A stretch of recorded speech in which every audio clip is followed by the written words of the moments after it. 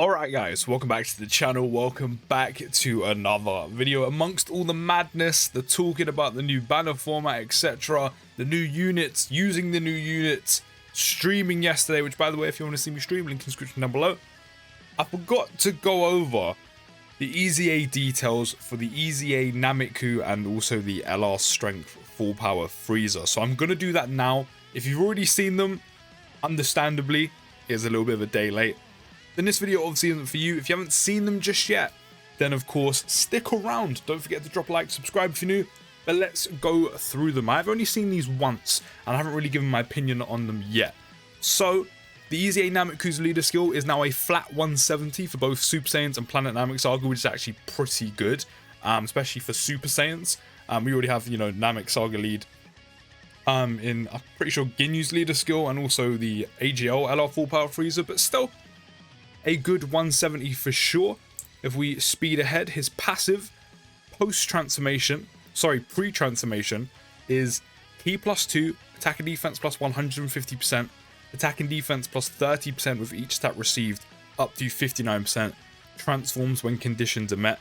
This is solid. I mean, I wasn't expecting anything special here, but for pre-transformation, this is solid. Altogether having what, 259% attack and defense at the start of turn and Ki +2. That is solid, can't really complain about that. On super attack, he causes immense damage to enemy and raises allies' attack and defense by 30% for one turn. I like this. I'm pretty sure prior to EZAing, it was just raise attack by 30%, but I think as usually, I think I could be wrong. I think I am wrong. But this is very nice. Depending on where you have him in the rotation, depends who obviously benefits from this. If you have him in slot 1, which you probably don't want to do as a stacker, but if I'm in slot 1, the slot 2 and 3 unit can take advantage. You have him in slot 2 where ideally you want him. Of course, the slot 3 unit can take advantage and, be a little bit safer depending on who slot 3 unit is. But typically slot 3 units are floaters who you want to avoid taking all the damage. So this support is actually very nice.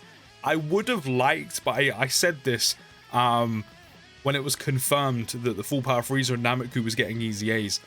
I did say I would have ideally preferred if he stacked prior to transforming, but I kind of knew that was a pipe dream. So I'm not surprised that it's not there. It would have been nice. So this is post-transformation now with Super Saiyan. Ki +3, which is actually very, very nice. Attack and defense plus 180%, an additional defense plus 59%. I'm not gonna lie, that starting defense at the start of turn is very nice. Yes, it's when your HP is 77% less, but this is not difficult. The harder content in the game right now, you're going to be sitting around this HP threshold and below a lot of the time. So he's always pretty much going to have this in harder content, no doubt. So having all of that defense at the start of turn on a unit that stacks and has guard, I'm very impressed with. That's good. Plus an additional attack plus 59% for the rest of the battle after receiving an attack. Obviously that's very easy. Medium chance of guarding all attacks. Again, this in an ideal world would have been guaranteed, but I knew they weren't going to do that. With EZA STR Ultimate Gohan, I wanted them to give him guaranteed guard. They bumped it up to a high chance. I'm not sure why they didn't bump his guard chance up. Like, this is medium prior to EZAing as well. It would have been nice if they at least had it high, which is why I kind of understand a few complaints of like him having medium chances to guard. I'm not a big fan of chances to guard anyway, but at least bump it up on the EZA. I don't know, maybe because he stacks, they didn't do that. He stacks defense. But I feel like this should have been bumped up to a high chance to guard rather than staying the same. But still, defensively, excuse me, defensively at the start of turn, his defense is still pretty good. And he stacks defense with a medium chance to guard. He's still a solid unit. Still a solid EZA, but I feel like they should have bumped this up. Then guard activated against all attacks and a high chance of performing a critical hit for 4 turns when guard is activated. So after you have your guard active, you will have your guard for 4 turns guaranteed. So if that medium chance does come off, which again, I kind of understandably see why they kept it a medium chance because of you having guaranteed guard for 4 turns, but I still would have liked to have seen it bumped up. I'm not gonna lie. But yeah, having guaranteed guard for 4 turns and a high chance to crit is very nice. especially with the fact he's going to be stacking defense. So, you know, having the new Tech LRS Stray Goku in slot 1, with him stacking defense, having his guard as long as you're above, what, like 60% HP or something like that, and even off the revive, having guaranteed guard at all times, then having this guy safely stacking up in slot 2, and then when he does guard, he has guaranteed guard for 4 turns. On that rotation, when that's fully set up, you're taking no damage while those two are just getting bulkier and bulkier and bulkier. I like it. It's a good setup. It's a very good setup. And on super attack, of course, he stacks defense, which is very nice. Causes immense damage to enemy and lowers attack and defense. I think all in all, his EZA is very, very solid. All the people saying his EZA is bad, yeah, no, I don't see it. He's pretty good. On his passive, when he goes into the rage mode, which I don't really mind about this, it's kind of neither here nor there. Rage mode transformations and grape transformations kind of here nor there for me. But he does change AJL key spheres to strength key spheres, and randomly changes key spheres of a certain type to rainbow key spheres.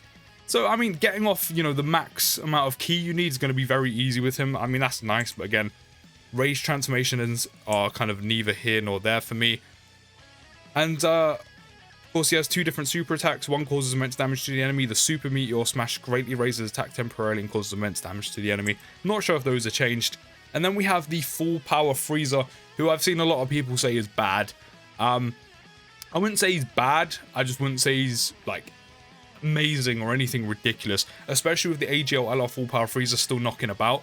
Yeah, he's just not better than him, so that's probably why people aren't too happy, or he's not even close. But still, I don't think he's a bad EZA. He's just nothing special. He's nothing amazing. But his leader skill is full power category key +4, HP and attack and defense +150, or extreme types key +4, or extreme strength types key +4, and HP and attack and defense +100%. On his passive, he gets key +4, which for an LR is very nice.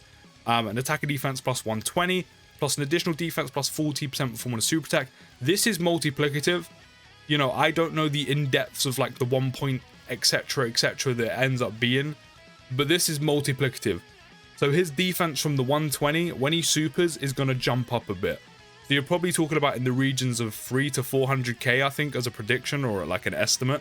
If he has any super attack effects, which I can't remember, obviously that would be combined with it as well. Attacks effective against all types. If he has an ultra super attack, which is key +4, is going to help. And if he has any ultra super attack kind of super attack effects, the key +4, of course, is going to help him get that a lot more frequently. Plus, also, he's a Frieza unit. He shares a lot of good links with the typical, you know, Wicked Bloodline units like other Friezas, Coolers. It's going to be very easy to link this guy, especially with the key +4 as well, and getting that 18 key off. Then he also gets an additional key +2 and attack +40% when HP is 80% or less. Then he gets an additional key +2 and attack +40% when HP is 60% or less.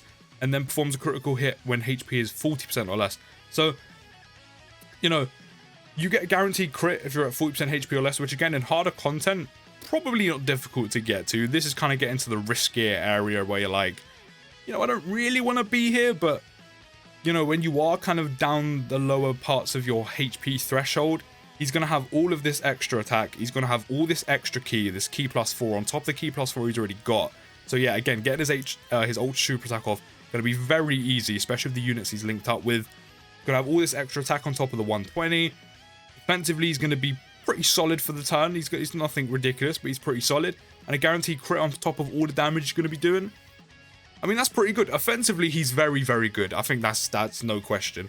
He also disables the attacked enemy's action once within the turn if HP is 40% or less when attacking. This is nice. Of course, it's only once, but, you know, we've seen how useful the Year 7 units, now with the 2 new units during Worldwide, Dokkan Fest, and of course the legendary Summon Carnival Goku, how good they are with the disable enemy action.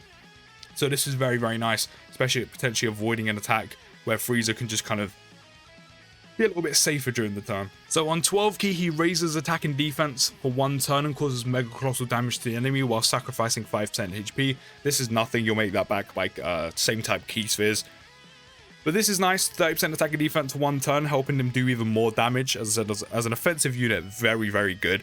Defensively, he won't be too bad, he won't be in too bad of a spot. You know, if we go back, 120 at the start of turn, defense +40% perform on a super attack. I said I don't know the exact maths, but his defense will jump up, probably like the 300k mark, I reckon. Maybe give or take. I said I don't know the exact maths. On top of the fact he's going to raise attack and defense by 30% on 12 key, means his defense is in a pretty solid spot. I mean, it's nothing ridiculous like, you know, some of the units we have nowadays, but, you know, it's not bad. And then on 18 key, he greatly raises attack and defense. Again, his damage output is going to be pretty gnarly. And his defense goes up by 50% as well. So, do you know what? His EZA is not as bad, I think, as everyone's making out. Are you going to be taking him on any team where the AGL LR full power Frieza goes? Probably not. But still, it's not bad EZA. It's quite a solid EZA, and he causes mega colossal damage to the enemy. Yeah, his EZA is not bad, but his damage output is going to be very, very good. Like, very, very good. And Goku's got a very good EZA as well, especially if you do have the new legendary Summon Carnival exclusive SSJ Goku to go with him, so he can sit in slot 2. That's going to be a very, very good rotation with them stacking up the entire time. And also, if his guard does come off, you've got that guaranteed guard for 4 turns, while the Tech SSJ Goku's stacking up and going to be just, you know, soaking up all the damage in slot 1. So yeah, are they anything insane? Probably not. Goku is very, very, very good. Frieza is decent. Frieza is decent. Offensively, very good, but overall, I think his EZA is decent, and Nameku is really good. I'm not going to lie, but do let me know what you think down in the comments. I'll see you in the next video, guys, and peace!